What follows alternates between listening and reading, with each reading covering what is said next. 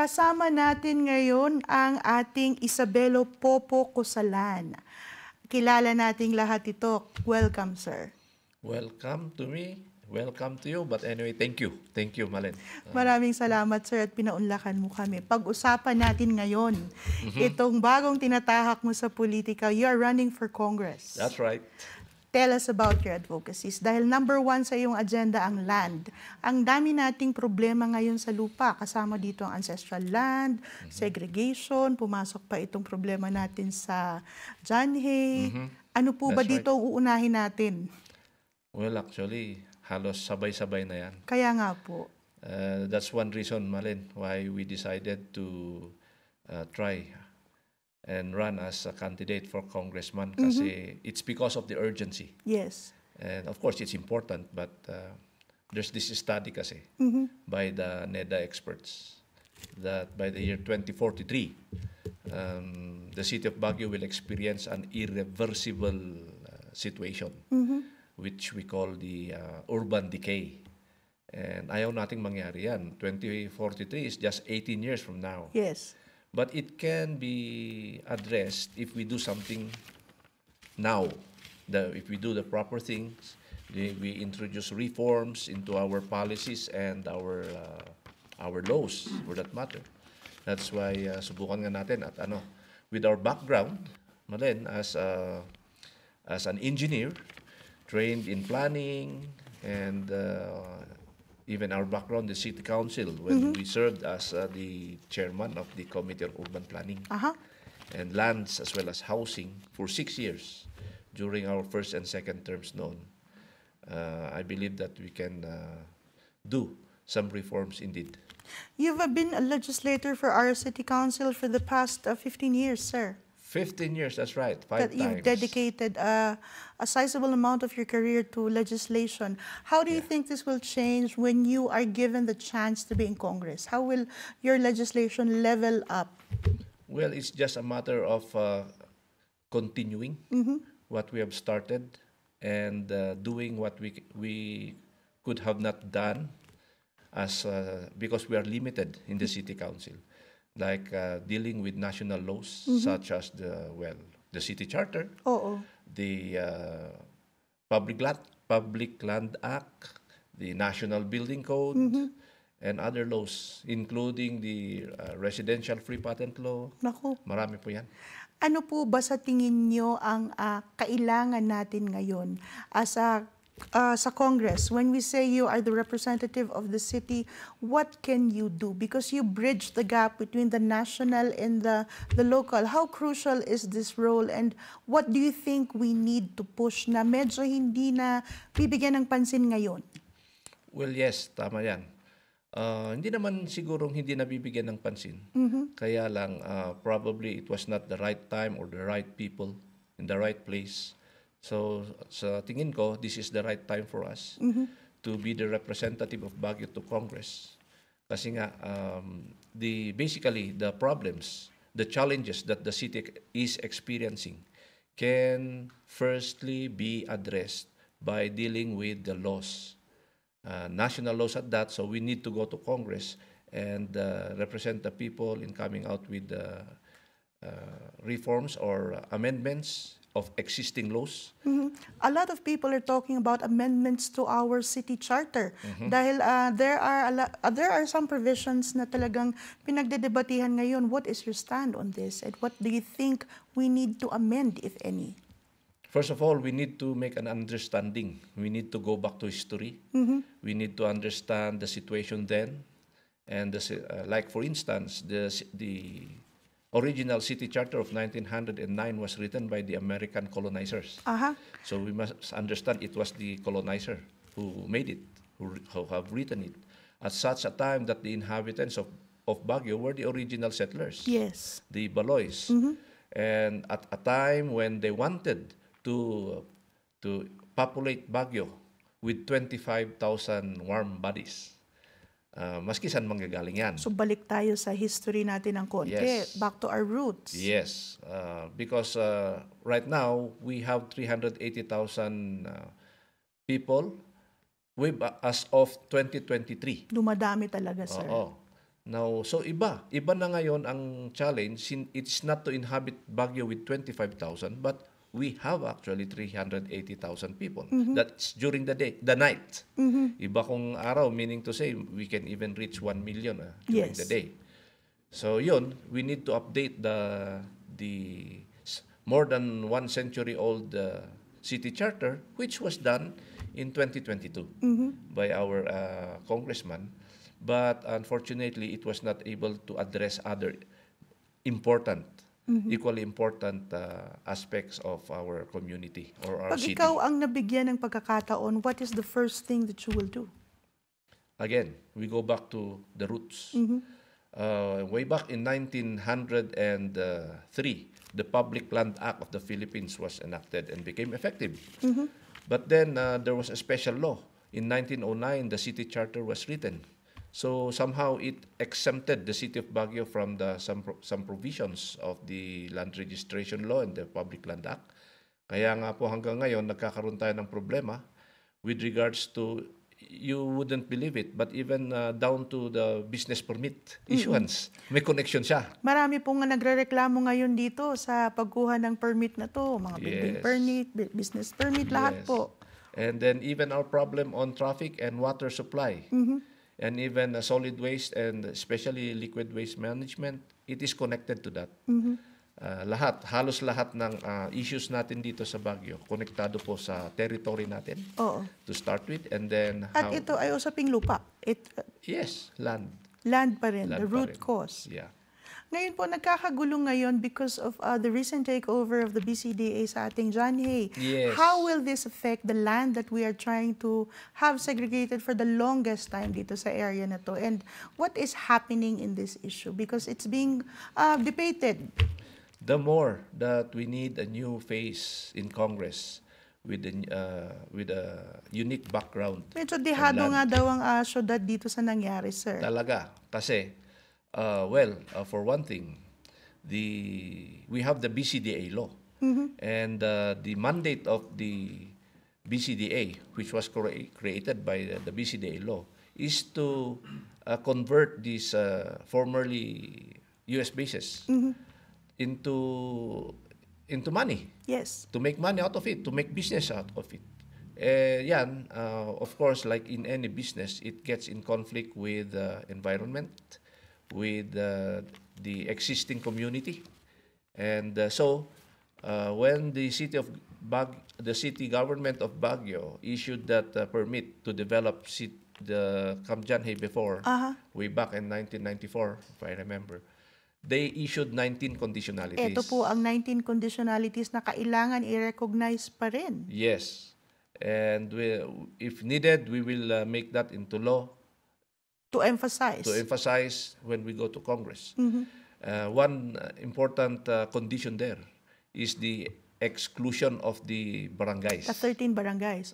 13. Epic na to, sir, dahil Yeah. ilang administrasyon na dumaan nito, ilang konsehal na ang nagsalita tungkol dito, pero ito pa rin ang ating pinag-uusapan sa ngayon. Ano ba ang estado ng itong 13 barangays na ito ngayon? Well, out of the 13 barangays, ang unang nakatikim na ng title is Barangay Scout Barrio. And it so happened that I was the one who worked on that before. So umuusad naman. Ako mismo ang nagtrabaho ng nag-deliver pa ng parang 142 pala na titles yan noon. Nauna nga sila eh. Silang nauna.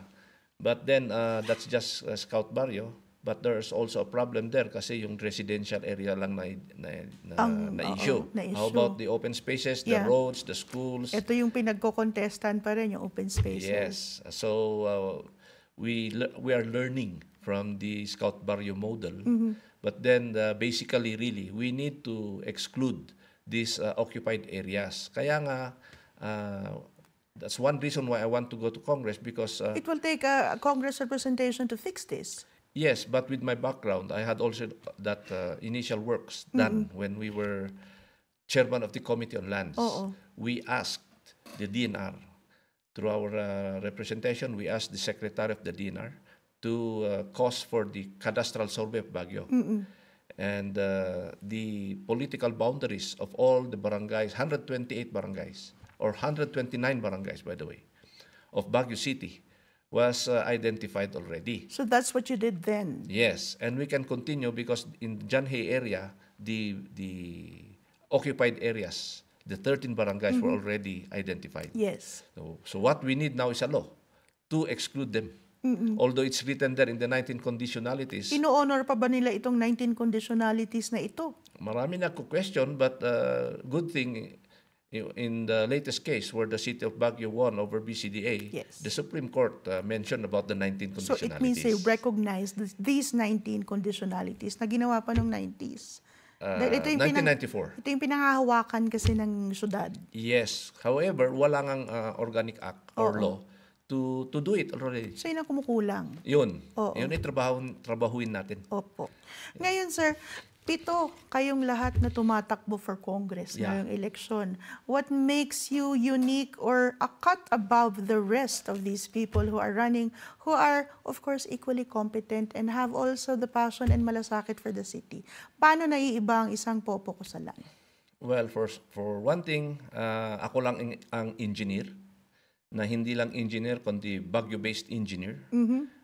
We're well-oriented and exposed. Importante ba ito, sir? Yes, because I am a land surveyor, a geodetic engineer. Kasi dito pumapasok yun, the Pumapasok yun. I was expertise. exposed on that. Marami tayong tinulungan, nakita natin yung mga problema.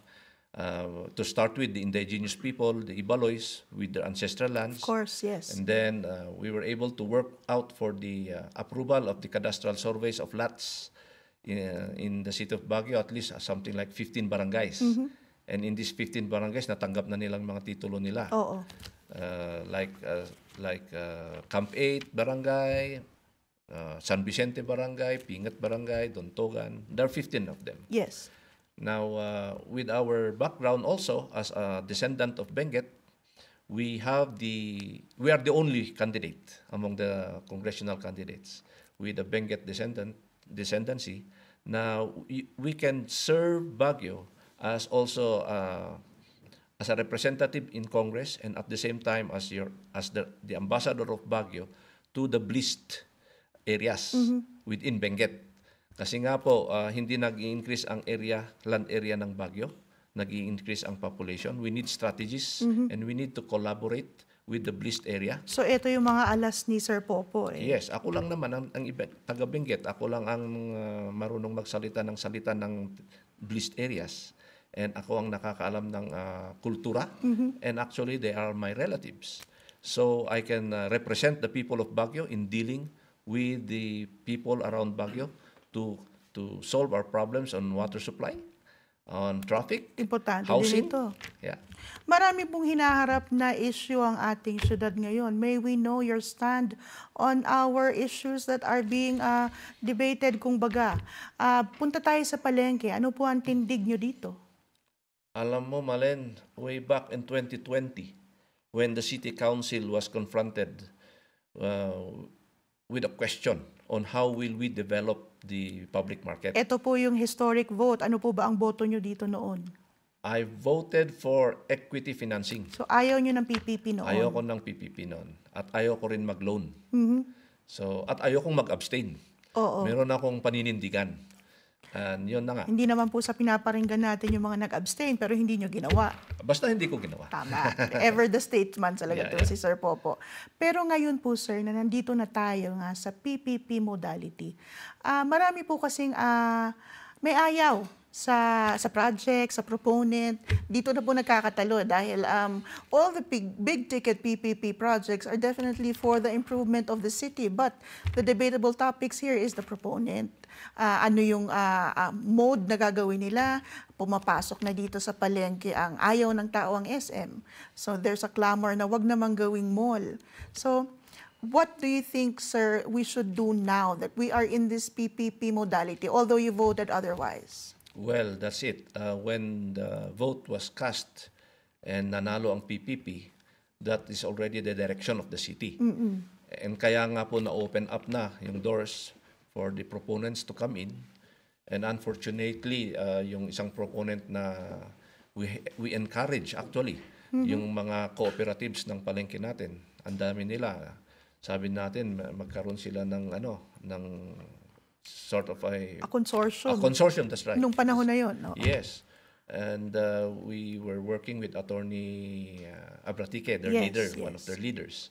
Unfortunately, Hindi umabot, hindi wala. sila nakakomply sa mga requirements, especially yata doon sa registration nila sa consortium. So wala pong naibigay na proposal ang ating mga co-op. Kaya ito nga po, nandito na tayo. Ayun na Nabigay nga. na ang OPS, Yeah.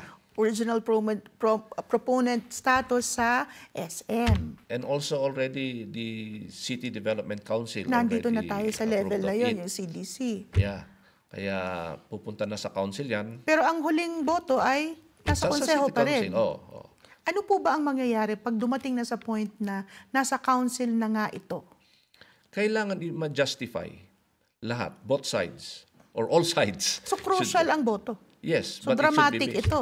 Yes, it will be historical, but it will be based already, of course, on data, studies, and everything, justification nga. Pag nag-oo ang konseho, for example lang, let's just think of scenarios. If and when, kung sakaling umabot pa sa present council, because there's a chance, ano po ang mangyayari when the council says yes? If the council says yes, it will now go into, in layman's terms, bidding. Ito na yon. Uh, Ito na yung Swiss challenge. Swiss challenge. Okay. Pag nag-no naman, Pag nag-no, back to bye-bye. zero. Oo. Oo. Pag back to zero, bagong proponent. Yan na Step nga. 1 uli. Yes, kasi nga PPP pa rin. Unless the council would change its mind, the city government would change its mind, then pwede tayong balik siguro sa zero, then or decide again kung maglo-loan or equity financing. Ngayon pong nandito na nga tayo sa panahon na ito na mag-yes or no ang council, what is your stand on the market? I cannot yet say yes or no. We need to hear it. Kasi it passed through the process. Yes. Ang dami kailang pakinggan. Yung justification, yung studies, kung yung pro and con, we'll have to listen to both sides. And what will be the best for the city, yun ang basis natin, ng decision natin. So mabigat na decision ito, Of course, kumbaga. of course. And it will weigh heavily on each and every councillor who will vote. Yes. I mean, hindi mo lang pag-iisipan to overnight. Hindi nga, kaya nga ang hirap yung masagot yung tanong mo, hindi mahirap talaga. We Totoo. need to consider a lot of things. At napupolitika na rin, of course. Of course. The city council. Sanay na po kayo sa politika in your 15 years in politics. What's the hardest thing that you had to overcome in your political career? The hardest thing. Well, maybe that was during my first term. Talaga po. Yes, because it was my first term, which was to really to decide and what would be the basis of the decision. That's the hardest thing really, kasi nga sometimes you are confronted with the question of the best and the betterer. So parehong maganda. Ano nga bang mas maganda? Something like that. So coming out with the formula or the basis of coming up with decisions. Sir, sa inyo experience, we all know your advocacy is land. And ano po sa tingin nyo ang top needs ng ating syudad ngayon? Because I'm sure you have seen the development of the city from then until now. Yeah. Nakailang mayor nang dumaan, ilang congressman na rin ang nakita nyong nagtrabaho para sa atin. What do you think do we need now? Number one still is water supply. Pa rin. Yes. That's life. What does that say about us now? Sa tagal natin sa gobyerno, sa tagal natin sa council, ito pa rin ang kailangan natin. Ano ang kumukulang sa ating ginagawa? Well, Kasi basic ito, sir. basic nga. And it boils down to territory. So we need to get out of our territory. But in doing so, we need to deal with the neighboring municipalities. And even provinces, if ever, but that would be too far for our water supply. Oo. So, kailangan natin na maghanap ng sources natin. Meron nga naman tayo dyan sa Tuba, meron din sa Itogon. Kasi dwindling nga ang supply. Yes, what will happen to us? Kung walang tubig, water is life. So number one need. That's what I say. Second, sa tingin nyo? Second, sa tingin ko, Pumapangalawa sa kailangan. yung congestion, because of overcrowding. We have problem with congestion. We have problems with Iba pa to sa problema traffic. ng congestion fee. Of Ibang course. usapan na naman yun. It Pero leads to that. it's the overloaded na ang ating syudad. Yeah, yung carrying capacity kasi natin, talagang we have breached it already. So we need to come out with urban planning, with an effective urban planning. That's why we have our comprehensive land use plan and development plans. Nakalinya lahat dapat yan, and should be supported by the national government. That's yun. Yun ang babantayan natin. Oo. Yeah.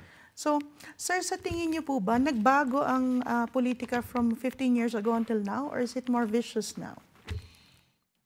Of course, because of the technology, nagbago. Nagbago. But Iba ang laban, kumbaga. iba talaga. We need to adjust to the modern times, because although it's constant, I mean, generally the problem is there, but there are many ways to come out with the solutions, and we need to cope up. Really, learning is a process. Maski matagal na tayo diyan,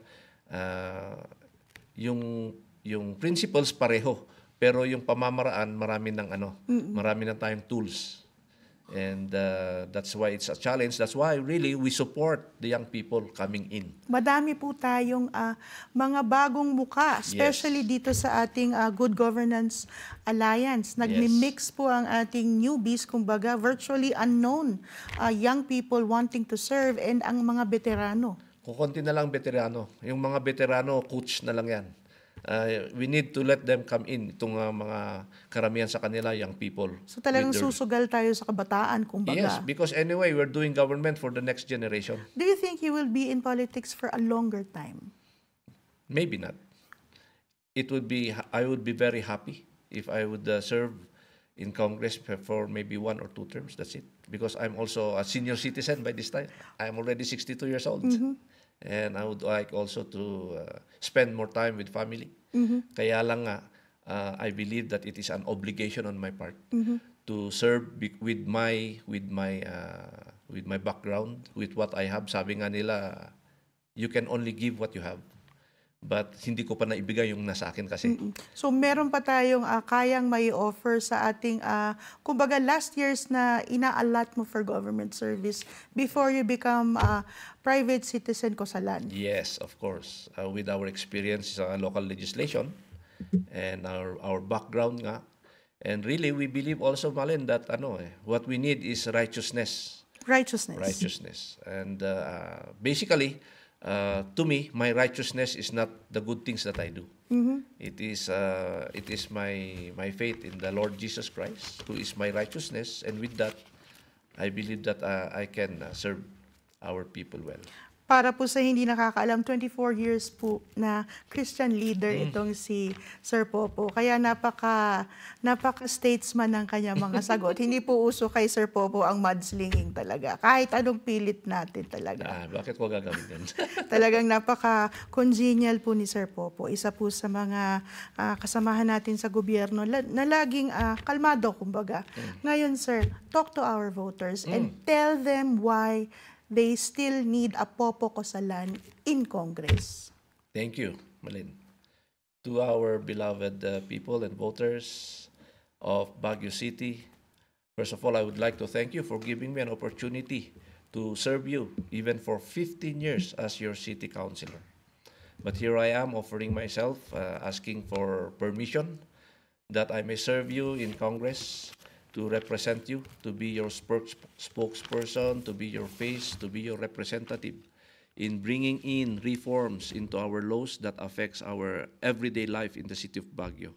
We need to address our issues on water, peace and order, even food security, sustainable tourism, and waste management as well, and even for our housing needs.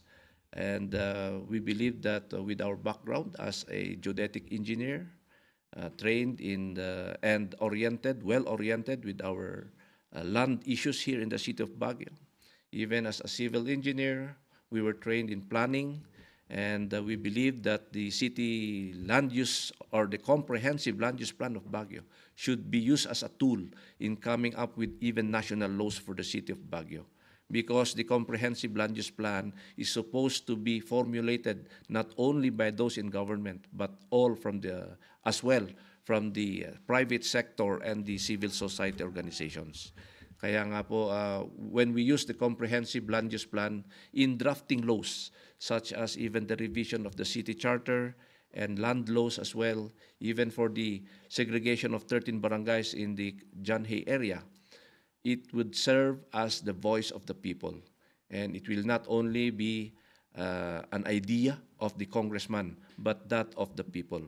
Of course, our way of doing things in coming up with resolutions and ordinances in the past, which we intend to do in Congress, is to consult the people.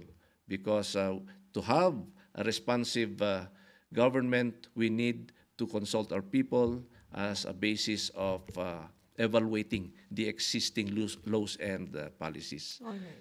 So again, thank you, Malen. Maraming salamat po. Wag po natin kakalimutan, pangatlo po sa balota, Yep. Isabelo Popo Cosalan para sa Congress. Maraming salamat. Thank you, Malen. Thank you. All right. Ayaw talaga.